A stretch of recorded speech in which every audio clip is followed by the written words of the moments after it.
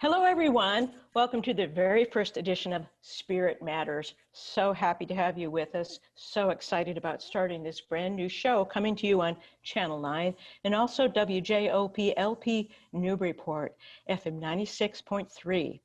I'm your co-host, Mary Jacobsen. I also host the morning show on Port Media. And here is your co-host, Reverend Rebecca Bryan. Good morning. Good morning, Mary. Hi, everyone. Great to be here. Yes, I'm Reverend Rebecca Bryan. I'm the minister of the First Religious Society in Newburyport, Massachusetts. We are a Unitarian Universalist congregation, but I'm here today to talk about Spirit Matters. Yes, and just to say a little bit about the format of the show, each week, Reverend Rebecca and I will respond to listener-initiated questions on spiritual, philosophical questions you have, doubts, topics you want to talk about, and we'll also provide stories of positive change or inspiration, because after all, we all need examples of courage and sources of hope, especially these days. Some weeks may also have guest respondents as well on the show. So, Reverend Rebecca, I'm going to start us off with a question. Actually, it's my own question, and it's for you. So, all right. I was wondering if you could tell us, why did you choose to start the show, and what do you hope comes of it? Oh, yeah. Thanks, Mary, and thank you for being willing to do this, actually, with me. I really, really appreciate it. You know, I chose to start this show because I believe that issues of spirituality, we hear a lot of times, you'll hear people say, I'm spiritual, but I'm not religious, right? Mm-hmm. And one of the most amazing things that's happened during COVID-19 actually is that the churches have really realized that we aren't about our buildings. We're not about what happens behind those doors. We're about people and about people's hearts and lives and what matters to them. And that's why I wanted to start this show. I believe regardless of how people affiliate or don't with issues of religion, we're all spiritual beings, just like we all have emotions and thoughts and bodies, and that these things matter. They actually matter a lot more than what affiliation or not we might have with religion. So I wanted a place where we could talk about them, sort of public theology, they call it. I'm sorry, what was that? Public theology. Public theology. Yes. Oh, I like that. Public Absolutely. theology, which to me is what it's all about. And what I hope comes of this, well, one of the things I hope comes of it is what everyone who participates wants it to become. I really believe that there's this incredible wisdom that comes from groups of people that come together. So I really hope this is a place where people can be honest. They can bring forward the questions that are really on our hearts and minds about how do we integrate these issues, how do we make sense of issues around spirituality, and that it becomes a vibrant, meaningful, relevant conversation in our community. Mm-hmm. That's what I hope. Excellent and well put, absolutely. Well, you know, part of the reason that I was drawn to do this show was I thought it would be fun to do with you. Likewise, with you. You've been on the morning show twice, and it's been just a joy each time, because you have a lot of common sense, but also a kind of a light beam, a way of talking about things, as I would call it. And you shed a lot of light on whatever topic and whatever question I've posed to you, which sometimes have been on matters of faith and belief, and in particular activism, which I know for you are very much of one. And, you know, I tend myself to be a constitutional optimist. You know, I'm kind of wired that way, but it's been a hard year for everybody. And so it's been really interesting to me to hear you talk about one of the positive things coming out of this for clergy and for churches has been to open up and realize the connecting threads that happen when people in some ways are required to be creative and to connect outside the bounds of a church building. Yes. So that's exciting to hear about. And, you know, I think, I don't know anybody who hasn't been challenged with certain moments of, even if you're a constitutional optimist like me, there are certain moments of dark nights of the soul. You know, this year, I don't think, I don't know anybody who won't be happy to see this year end. We've had a pandemic, we had George Floyd. We had an extremely contentious election, and the outcome of the election, although decided, continues to be contentious for some. And so it has been very challenging. So I'm confident that there are probably many people in our community who have questions or doubts or concerns. For me, spirituality means it has to do with, broadly defined, anything that has to do with the meaning or the purpose of life. Yes. And so everybody, if you're listening, it can be anything. Meaning making. Yeah. And you know, answers are hard to come by, but company is not. And so that's one of the benefits of launching this show, is to make sure that people know and can feel a sense of companionship in the questions they may want to pose. Make sense? Absolutely. Beautifully said, as always, Mary. Thank you. Beautifully said. You know, I do want to respond one thing you're saying about the pandemic. I think in 2020, not just the pandemic, but the other things you've mentioned, none of it's necessarily over, even when we might think it's over. And I think one of the kindest things we can do for ourselves and each other is to realize that it's going to take time to recover from all that's happened, to integrate all that's happened, to make meaning of all that's happened, that even when, for example, with the pandemic, there is a vaccine, and even when, you know, those who want it have gotten it, it's going to take us years, I believe, to really let what's happened settle in and find its place in our individual hearts and mourn the losses. And so too with, you know, George Floyd and Black Lives Matter and the election and our country. And so, yeah. I agree. I think that's a good thing to make sure that people understand, because it's going to require patience. As the putting things back together again and culling meaning from many of the things that I know from my perspective have felt like they've been falling apart. So that's a good and important thing to remember, and it provides a launching pad for our very first listener-initiated question, which is a challenging one, but I think it's one that probably a lot of people will really relate to. So I'm just going to read to you what was submitted by a Newburyport resident. Okay. So here we go. How do you find the desire to communicate with someone who sees things so differently from you that it feels as though they're inhabiting a different reality? I mean, it's not just a matter of listening for better understanding of different points of view or opinions about a shared reality, but it feels as though the fundamental framework for viewing the world feels like you're speaking from different planets. As for example, with mask wearing, if you believe in science, wearing a mask is an absolute no-brainer, because this sometimes fatal illness of COVID is transmitted by tiny droplets in the air. You protect yourself and others from infection by wearing a mask in the same way that you wear a seatbelt and take a test to get a driver's license if you're concerned about and value safety. But some are convinced that COVID is an absolute hoax. And many of the same people who think COVID is a hoax don't believe, for example, in climate change, in spite of the scientific evidence. So if you think COVID is just a made-up plot, then wearing a mask is not only an imposition on your personal freedom, but just unnecessary, because there is no COVID. This is so far beyond talking from different planets, from Mars or Venus. It's more like talking from different galaxies without any pathway to connect. So why even try? Mm-hmm.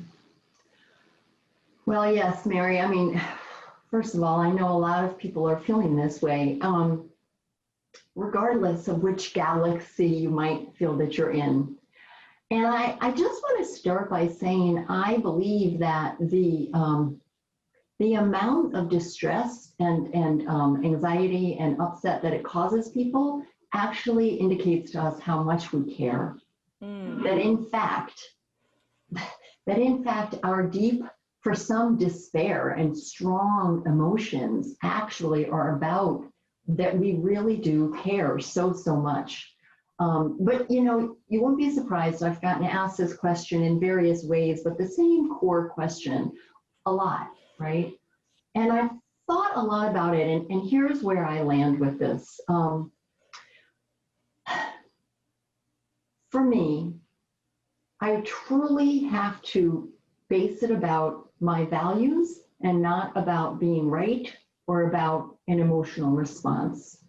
So for an example, my primary value is love, and we can talk sometime about what that really means. You know, Cornel West says justice is what love looks like in public. So for me, love is a lot more than what I think a lot of people may think about it, not unlike God. When I make that the focal point of how I act, how I choose to be, if I'm constantly asking, is how I am responding, reflecting that, right? Is it reflecting justice? Is it reflecting openness? Is it reflecting humility? Is it reflecting courage? And not the need to be right, or not my own personal fear or feelings of powerlessness. I can respond, I believe, from a more anchored place. So I think what's so hard about these times is that we can experience our fear and our powerlessness as a way to be further apart, as opposed to understanding that no, individually, we aren't going to figure this all out on our own. And that when we can base our actions on values that are important to us, that's how it guides our behavior. So I'm just going to take this example. You know, I absolutely believe in nonviolence and the power of love to transform. If I truly believe that, then that's how I choose how to respond to the people around me, regardless. I don't personally believe that responding with more hatred, more anger, more finger pointing, more how wrong someone else is ever going to change another person. And so for me, it's about moving from that sort of interiorly focused emotional place that modifies, you know, how I'm feeling, looking at others around me, to this place that's about being interiorly motivated by values and my behaviors reflecting those values. And I do it imperfectly all the time, which is why I need community and other people to hold me accountable. So I don't know if that helps or makes sense, but that's where I am with this. So that makes perfect sense. If I understand what you're saying, I'm going to put it a little differently, but I think it's what you're saying. You have to cultivate a kind of a calm, inner calm, which will enable you to go to your own place of fundamental values that you hold dear. And then if you're interacting with somebody from that place of the values you hold dear, you're less likely to, and if it's love, as it is, as you put it eloquently, in your case, then you're not going to be reacting out of anger or fear, but something more akin to compassion, Yes, or just listening to somebody, but holding in your own essence that sense of love and awareness of your values, which I think is at its heart creates a kind of a calm and an inner peace, which is probably the best way to respond to people and to keep things calm. Is that what you were meaning to be saying? Did I understand you? Yeah, yes, Mary, I would say that's true. And you know, one of the things that people can, I think, get confused about is that doesn't mean that we don't act upon our values or take action about the things we believe that will create the world we believe in. In fact, it's the opposite. I'm much more clear and focused and able to take meaningful action when I'm not operating out of a place of reactivity and fear and anger. So it isn't, they're not, you know, one and the same, right? Some of the most powerful change has happened from that place you're talking about. And some also, really, really separating people from actions and beliefs, right? When I personalize someone else's beliefs towards me personally, I'm going to be reactive. And if I can't look at another human being as the essence of just a human being, a person, right, separate or regardless of their beliefs or actions that may or may not be in accordance with mine, it's very hard to hold on to that place that we're talking about. Yeah, excellent point. It makes me think of an interview I did with on the morning show a few weeks ago with Joseph Usinski. He's a professor at the University of Miami who specializes in conspiracy theories and theorists. And one of the things I asked him at the end of the show, which he gets asked a lot, so he was prepared with his answer, was, well, what do you do, when somebody is spinning these really bizarre conspiracy theories like QAnon? And he said, well, what you don't do is send them a link. It won't do any good. They'll just shut down. And it was interesting to me what he said in response was, just be kind. Isn't that interesting? Just be kind. Tell me, like the last time, Mary, that we ever changed our mind because somebody was really angry and mean to us. Yeah, absolutely. Right? Yeah. I mean, the people that help us change are those that love us, that make a connection with us, that respect us and see us for who we are. Then there's a possibility that we'll be in relationship together, but we have to be willing to not always be right. Yeah. So I like what he said, be kind. And not see being shown to be right as the goal, as you were saying before of the conversation. Correct. It also reminds me, I used to, in a past life, in this lifetime, I used to do couples counseling. And you cannot work with people who are angry at one another. You just cannot. And so a method that I developed from used to use all the time from a family therapist named Murray Bowen was you don't let people talk to each other directly. Because when people are in a heightened state of emotion, they will be nothing but reactive to one another. And if they were bickering before they came in, they'll do nothing but bicker in front of you. And then what's the point? So, I would ask people to talk to me. And so they hear everything that they're saying to one another, but they're not talking at each other. They're talking to me, which facilitates listening. And it means that they can calm down. Yes. And when they're calm, because they're not talking to each other, they're talking to me, they can actually hear each other better. And much of this, as we've been saying, is about being able to listen from a calm place. And from listening from a calm place, people do the work of changing inside on their own. It's a powerful force. And of course, that's such a beautiful, I love that, Mary. And the image that you're showing too is that then people also don't have to protect themselves. Exactly. If they're talking to you, they can observe and hear as opposed to it's coming at me and now I have to protect. Is that right? In the way that you describe that? You nailed it, because what people are doing when they're talking to one another and they're in an agitated state is, instead of really listening to what the other person is saying, they're preparing what they're going to say in response. Absolutely. How about, you did it too, or, and then you did nothing but tit for tat. And once again, they leave your office no better, or no more peaceful, or no more able to understand the other's point of view than they were when they come in. And of course, it's always also helpful to ask each person, but you have to build up to this to try and say what they think the other person would say, to put themselves in that person's position. But you have to build up to that. Sometimes it feels to me like we need a national therapist. I don't know how that would work. And we're not ready for it. As you say, we have to wait. We have to be patient. But I also do, one of the things that I often will remind myself of when I'm in the mindset of the person who submitted this question is that people will get calmer. It's going to take a while, but when people do calm down, many of the conspiracy theories, many of the kind of misunderstandings, even in my opinion, a lot of the misinformation will resolve itself as people can simply feel calmer inside, because there won't be as much external agitation hitting them every day. Or at least this is my hope.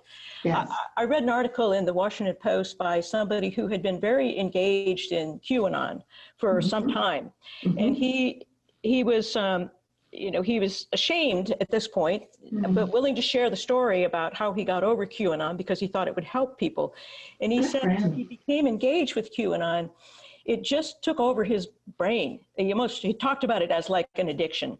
Yeah. And he said he just got so compelled by it that he just couldn't stop. Every day he was waiting for the next input of conspiracy theories, no matter how wild they were. And he could see that his friends and his family were very worried about him, but nothing that they could say that would dent that kind of obsession. He had to work his way out of it. And the way he described it was that over time, it's as if it played itself out in his brain.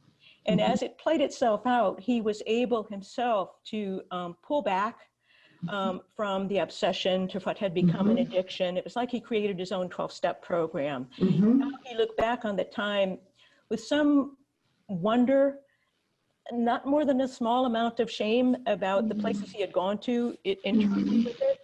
And some regret, but also enough generosity of spirit that he was willing to share his experience in a very public forum like the Washington Post. So anyway, I think of that too, and it gives me hope.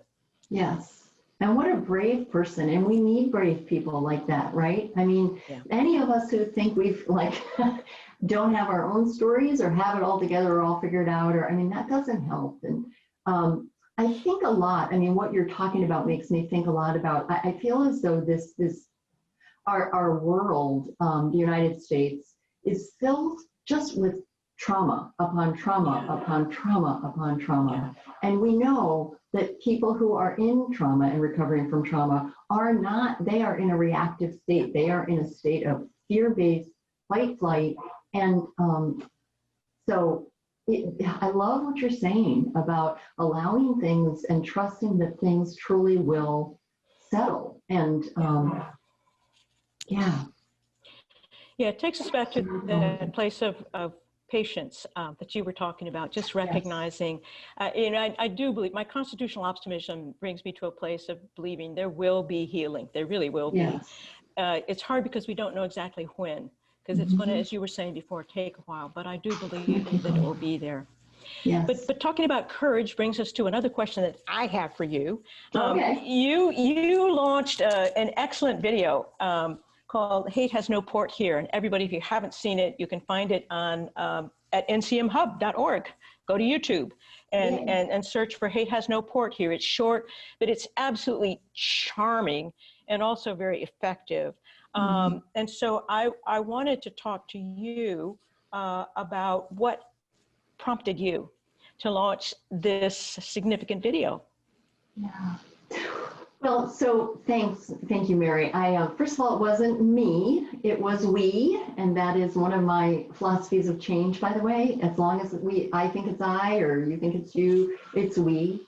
So this came out of 5 people, myself being one, in my congregation who were upset about what had happened around a racist incident this past summer and said, we need to do something. And so what I did is I brought us together. I said, let's come together and let's talk about, and so this, small group of people who were deeply committed to doing something actually took an idea from another town. So again, we're all connected, right? And we made it ours, and each and every one of us brought our own, gifts, whether it was making the video or the creative side and marketing side. But what I really loved about it was we knew that what had happened was wrong and that it was in our city. It started with this one incident what we call the donut incident. However, there were others over the summer where things were said to Black people that were hateful and not okay. And so we needed and were committed to doing something. We also knew that we weren't alone and are not alone in this. So when we put out this appeal to leaders in the community to see if they would participate, we sent them the script using the quotes and this great, hate has no port here, and asked if they would be videoed and say these quotes and be a part of this message there wasn't to a person they said yes.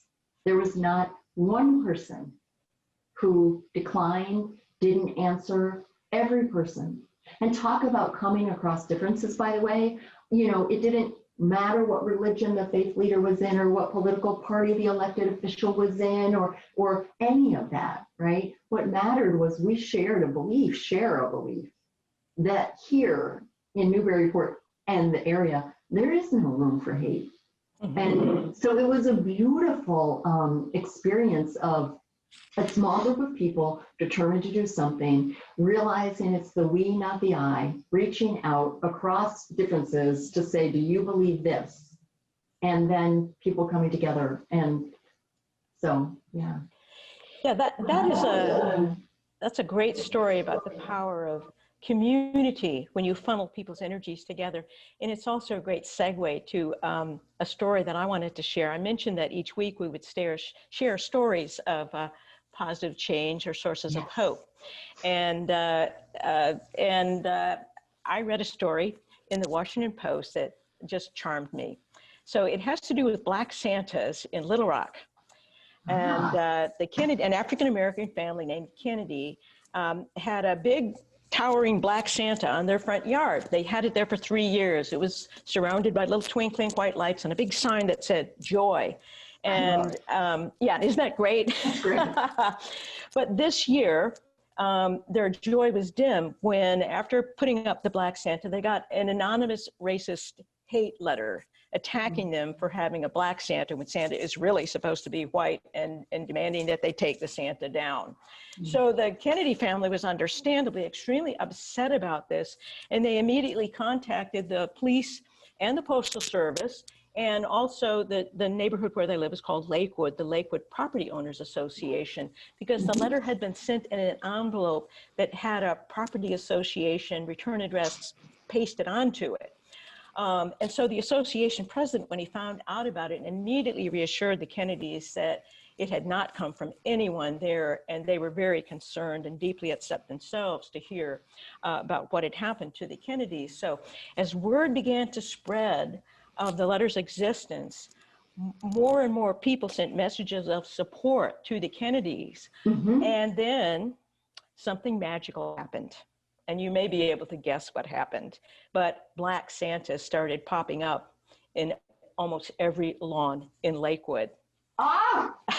I love it. There were so many Black Santas popping up on the lawns of the Lakewood neighborhood that the retail suppliers began to run out of them. And not for nothing, the Kennedys now have 2 Black Santas in their front yard because somebody as far away as New York heard about what had happened in their neighborhood and sent them one to put up in their front yard.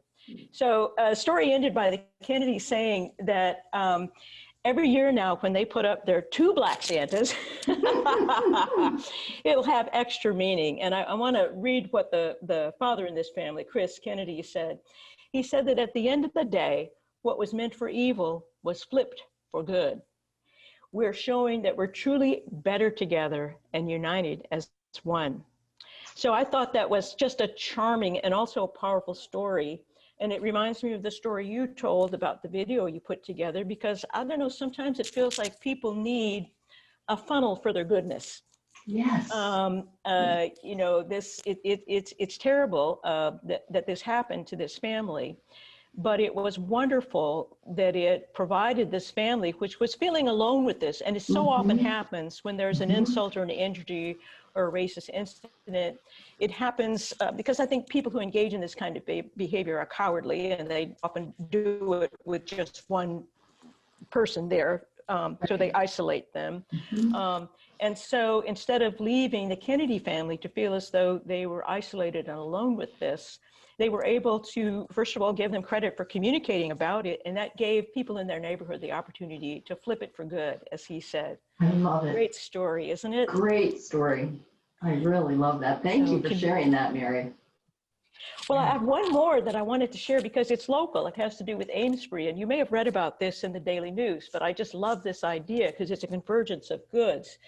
The city communications director Amesbury named Caitlin Thayer noticed that a lot of local families who are struggling financially, as so many people across the country are, they were posting Christmas lists on social media sites.